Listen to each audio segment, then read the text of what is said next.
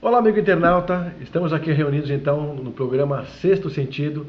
Eu, Fred João, Cris de Pascoal e agora com Alan Jones, trazendo um tema muito polêmico, né, Cris? Muito Sem interessante para dúvida. você, internauta, acompanhar com a gente. É legal a gente falar desses temas para que a gente entenda um pouco deles. Aqui dentro do grupo Coron, cada um tem sua orientação e nós respeitamos todas elas. E o universalismo, Fred, é exatamente isso. É, um pouco de cada respeitar história. um pouco de cada história e eles participam como pesquisadores. Exatamente. E nós não discutimos religião aqui dentro. Nós conversamos sobre as religiões para poder entender um pouco mais desse sincronismo religioso, entendeu? E, inclusive, a gente também acaba fazendo um processo de desmistificação de muita coisa, né? É verdade, é verdade. Bom, então vamos começar com o Alan aqui, falando um pouco sobre essa história do candomblé, né, Alan? Como é que você entrou nessa história? Como é que você desenvolveu essa vontade de ingressar nesse egrégora? Olha, isso dá história para um livro, viu? Porque eu era evangélico. Ah, é evangélico também? Evangélico, fiz seminário. E do nada, eu sempre tive muitas experiências espirituais, né? Tanto na área dos sonhos, vendo coisas, ouvindo. As suas experiências que você disse são a respeito a ver vultos, ouvir vozes, aquelas Exatamente. coisas, abrir clareaudiência e Isso mesmo. clarividência. Exatamente. Então, tanto que um dia eu estava em minha casa, eu ainda como evangélico, eu tive um sonho onde eu estava num campo e uma roda de pessoas vestidas de branco com aquelas saias de baiana e tudo mais. E as pessoas estavam incorporadas e uma delas vinha para mim no sonho e falava: moço, você em pouco tempo estará conosco, porque é necessário para o seu aprendizado que você esteja aqui. Imagina, eu acordei, repreendi em nome de Jesus, porque eu era evangélico, eu não aceitava aquilo, mas o fato é que questão de 2 anos e pouco mais tarde, eu já me debatendo com uma série de coisas ali dentro da igreja evangélica, eu já tinha conhecido uma série de coisas, mas a verdade é que todo aquele conhecimento já não era mais suficiente para mim. Eu já me questionava em muitas outras coisas, como eu te falei, que eu via, que eu sentia ou ouvia, e mesmo que eu repreendesse, fizesse tudo aquilo que me ensinavam e que eu aprendi pela Bíblia, não adiantava. Então eu percebi que havia muita coisa além ainda para que eu pudesse conhecer. Então eu saí. E um dia eu cheguei num centro desses, de candomblé, e na minha curiosidade eu falei: olha, eu quero incorporar agora. Assim? Assim. Com a cara e a coragem. Você chegou no centro, você não era nem médio, nada. Não, acho que ele era médio porque já via sabia, e ouvia. né? Isso, sabia. Médio no sentido de ter essa capacidade aguçada, mas não no sentido real da palavra como praticante em um determinado lugar. É claro que na igreja evangélica eu também tinha as minhas visões, eu também sentia, enfim. Falava em línguas também? Falava em línguas, falo até hoje. É só começar a fazer alguma oração, eu já sinto alguma coisa, enfim, aquilo sai. Então, eu duvidava. E essa língua que você sente, você já tentou ver a origem? Se é uma língua morta ou se é uma língua que... Porque tem muito disso, né? Às vezes você resgata uma língua que já veio de outras vidas. Sim, sim. De outras histórias. Havia, no tempo que eu frequentava a igreja, várias pessoas que tinham línguas da atualidade, por exemplo, falavam uma língua coreana sem nunca ter entrado em contato, e havia pessoas que interpretavam sem nunca ter tido conhecimento ou entrado em contato com aquele idioma, né? Já aconteceu isso comigo, de repente, em oração, eu começo a falar uma determinada língua e uma pessoa ali está interpretando algo que é para a vida de outra pessoa, a pessoa que está do meu lado. Olha que interessante isso. Muito interessante, é onde me dava base, porque a princípio eu falava: imagina, esse povo está louco. Era muito estranho. Quando você chegou no centro, incorporou o quê? Então, eu cheguei lá e falei para eles. A princípio, eu não fui direto no candomblé, eu passei pela Umbanda. Né? E eu cheguei lá e falei estava tendo um toque, né, o que eles chamam de toque, e eu cheguei para uma entidade, uma pessoa incorporada como entidade, e falei: olha, eu quero incorporar agora. A entidade olhou para mim assim e falou: tá bom. Né? Me puseram no meio da roda e chamaram, né, as entidades ali, até que eu senti uma energia que veio sobre mim e aquilo me travou, mas eu estava plenamente consciente. Eu sabia o que estava acontecendo, mas eu não conseguia me mexer. Eles me chamavam Alan, Alan, e eu queria responder e eu não conseguia. Então, aqui com o meu entendimento, eu pensei, tem coisa aqui. E agora eu quero fuçar, eu quero entender, eu quero compreender, porque eu estou vendo que realmente existe. Então, dali em diante, eu comecei a desenvolver ali dentro da Umbanda, foram vindo entidades que recebem determinados nomes ali dentro, né? O Certo. primeiro que veio foi justamente um cigano, né? O cigano Juan, por quem eu hoje sou tarólogo, jogo cartas. E a partir daí foram vindo Exu, foram vindo Baiano, enfim, outras entidades. Mas quando você sente que tá chegando uma entidade nova, você sente a vibração dessa entidade também? Como é que você sente essa incorporação? Como é que acontece? Para quem é leigo, que quer entender o processo, né? Como é que acontece isso fisicamente em você, vibracionalmente? Então, você usou bem o termo, porque é um processo. Quando a sensação eu sempre tive, desde pequeno, né, quando alguma entidade encostava, ainda que eu não a visse, eu sabia que ela estava ali. Sabia a altura, sabia a largura, sabia se era boa ou ruim, pelo que me causava. Às vezes dor de cabeça, às vezes tristeza, às vezes uma euforia imensa. Então, mas era só como um encosto, né? Encostava e eu sentia. A partir dessa minha primeira experiência como incorporação, eles não chegam com tudo, né? Eles não vêm de uma forma abrupta, eles vão se achegando aos poucos, né? Naturalmente a entidade que quer trabalhar com você, né? Você que é quer médium agregar. consciente ou inconsciente? Então, dentro desse processo eu comecei consciente, mas à medida que você incorporava e cada vez mais tranquilamente, cada vez com mais segurança, é como se você abrisse os seus portais e para que eles possam atuar de uma forma plena através de você. Tanto que hoje as entidades, no caso o meu cigano ou outras, quando eu incorporo, eu já perco a consciência. Então, por isso que eu digo hoje que é um processo baseado naquilo que eu vivenciei. Então, mas você perde a consciência que você, automaticamente, você se dispôs a perder com eles, é isso? Ou você tem um momento que você tem consciência e você não tem mais depois controle sobre aquilo e perde automaticamente? Não, eu não controlei isso. Uma coisa gradativa. Exatamente. Da primeira vez, eu não tive o controle, eu realmente perdi o controle físico, mas a minha consciência se mantinha. A partir que eu fui ganhando confiança e fui perdendo esse medo, porque eu estava muito ansioso, né, na primeira vez, eles foram vindo com muito mais naturalidade. Então, aos poucos, quando eu voltava, quando a entidade saía, quando eu voltava, eu lembrava de uma coisa ou outra e eu fui percebendo que cada vez eu lembrava menos. Ia dando um tipo de um apagão. O fenômeno da incorporação é muito interessante, viu, Fred? Eu já participei de Umbanda, muitos anos atrás, e era médium de Umbanda. O Alan, você é Yalorixá no Candomblé, né? Não. Uma Yalorixá é o nome que se dá a uma mãe de santo. O homem seria um Babalorixá. Ah, é? Né? Você então vamos entender isso então, né? Não, também ainda não sou.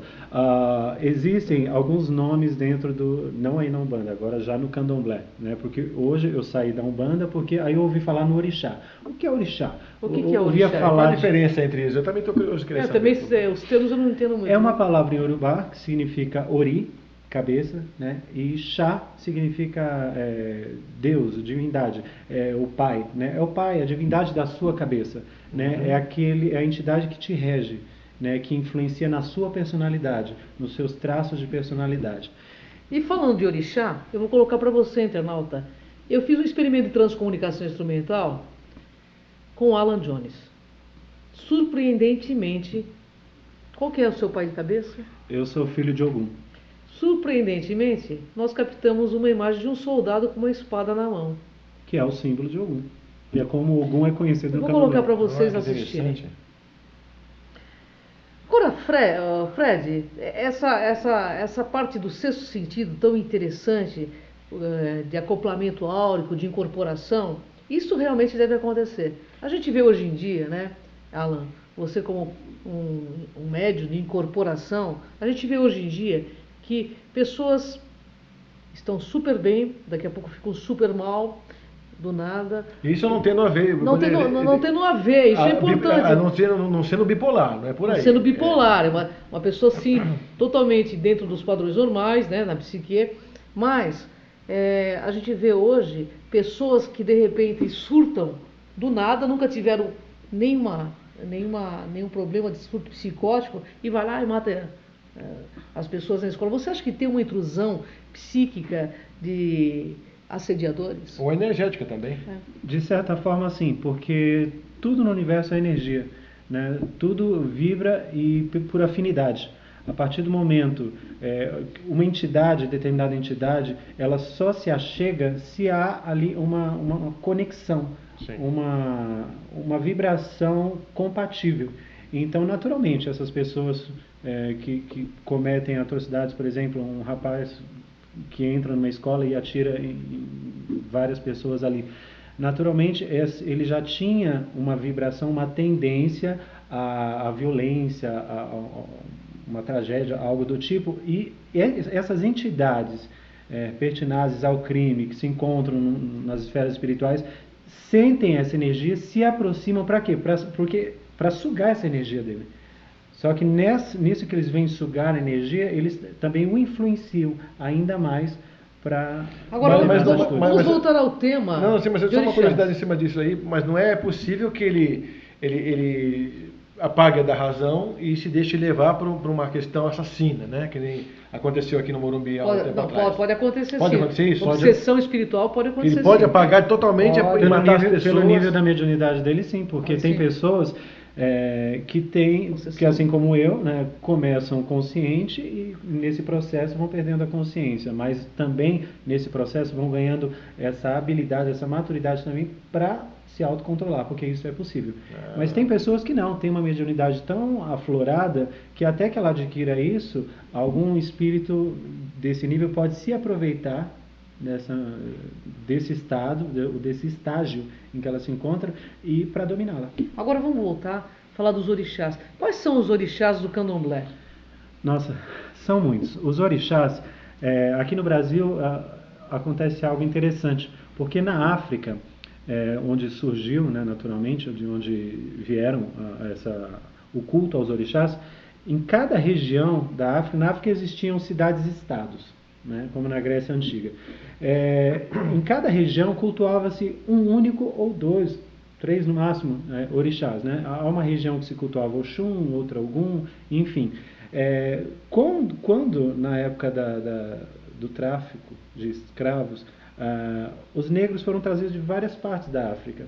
Então, quando eles chegaram aqui no Brasil, muitos desses negros tomaram conhecimento de outros orixás, né? Eles não sabiam. Então, à medida que eles foram tomando esse conhecimento aqui, eles foram cultuando eles de uma forma geral e não de uma forma única como acontecia lá na África e acontece em muitos locais de lá até hoje. Então, o que acontece? Começou então a haver uma perseguição, né? E para que a Igreja Católica, na tentativa de catequizá-los, o que fez? Tentou fazer comparações, né? Ogum seria São Jorge, Santa Bárbara seria Iansã, numa tentativa de trazer os negros para a religião católica. Então não tem nada a ver? Quem são então? Isso é folclore então? Esse sincretismo, sim, né? Naturalmente. Santa Bárbara é Santa Bárbara, Iansã é Iansã. Né? Ogum é Ogum, São Jorge é São Jorge. É que o sincretismo também é uma coisa muito clara aqui no Brasil, muito brasileira, por sinal. Então, ele ajudou também, de certa forma, a expandir a religião, que sofre muito preconceito hoje.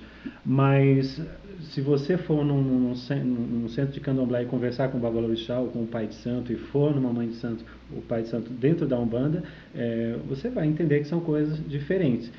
Tanto que na Umbanda existe uma outra linha de marinheiros, linha de baianos, linha de caboclos, pretos velhos, que não são cultuados pelo candomblé. No candomblé, nós temos hoje aqui no Brasil em torno de 16 orixás que são cultuados, né? Entre eles os mais conhecidos, Exu, né? Exu sim é um orixá, e existe o Exu orixá e o Exu escravo do orixá. Ah, é? A diferença é grande, então. Exatamente. O orixá é como se fosse a divindade, né? E o Exu e a Pombo Gira, não é pomba, é pombo gira, seriam os seus escravos, são os seus servos para fazerem as suas vontades, né?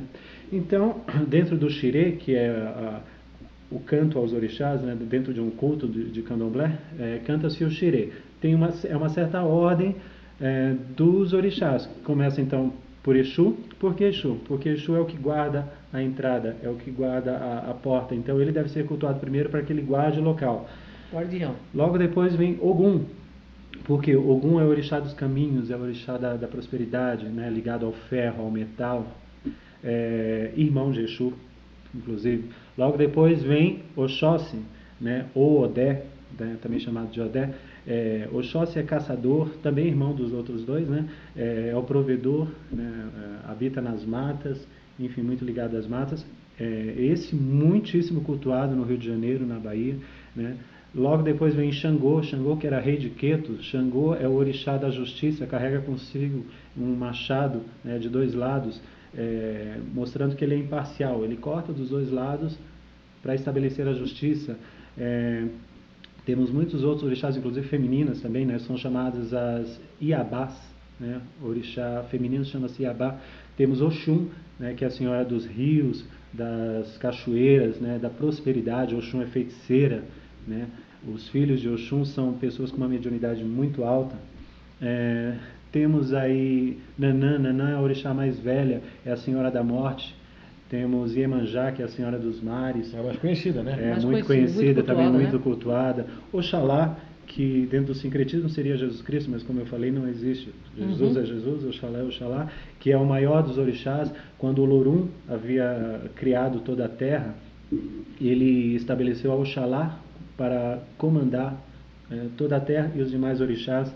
E por aí vai, tem outros orixás, tem o Xumaré, nós temos Obaluaê, nós temos Euá, temos Obá, temos muitos orixás. Uma pergunta, Alan, a respeito então da linha quando a gente fala sobre 2012, o que se vem, qual que é a linha a postura que se toma no Candomblé ou no Umbanda a respeito dessa nova atmosfera que a gente está respirando já a partir de agora? Então, o Candomblé ele tem uma postura diferenciada quanto a essa questão de evolução, né? Eu digo, é uma religião que não tem cobranças. Por quê? Porque ele simplesmente aceita a pessoa como ela é.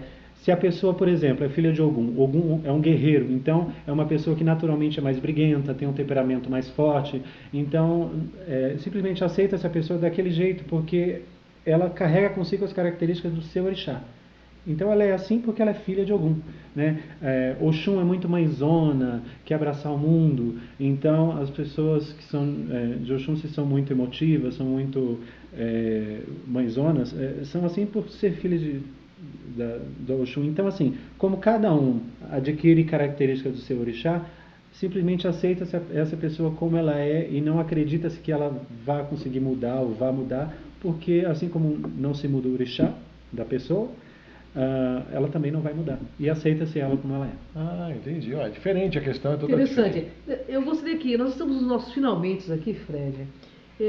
Alan, deixa uma mensagem baseada nos orixás para os nossos internautas. Porque essa matéria é um pouquinho de candomblé, mas muito de incorporação, que é um sexto sentido fantástico e uma experiência fantástica para quem consegue passar por essa experiência. Agora o Alan vai falar com a alma dele. Porque uma coisa é verdade. Quando existe a incorporação, eu posso falar isso de carteirinha, porque eu participei de centros de Umbanda, eles incorporam na gente e naquele momento a gente vive neles. É uma troca muito bacana. Gente, orixá é vida. Quando você incorpora o orixá, é como se você estivesse de frente com a sua própria e real identidade e sentisse único e poderoso, né? Como nunca, né? O orixá ele consegue trazer isso, né? Essa aceitação né? Foi isso que eu consegui através da descoberta do meu orixá, né? Dos meus orixás. Eu exatamente sei como eu sou, né? Eles me ajudaram a me conhecer e hoje eu sou uma pessoa melhor por causa disso. Então a mensagem que eu traria para os nossos internautas é: conhece a ti mesmo. Essa frase já é velha, né? Sempre bem cabível, né? Mas se conheça, seja através dos orixás, seja através da sua fé que você cultua ou através de qualquer outro meio, se conheça para que você viva melhor. E que Oxalá nos abençoe. É isso aí. É isso aí, gente. Ficamos por aqui então. Até outro programa, pessoal.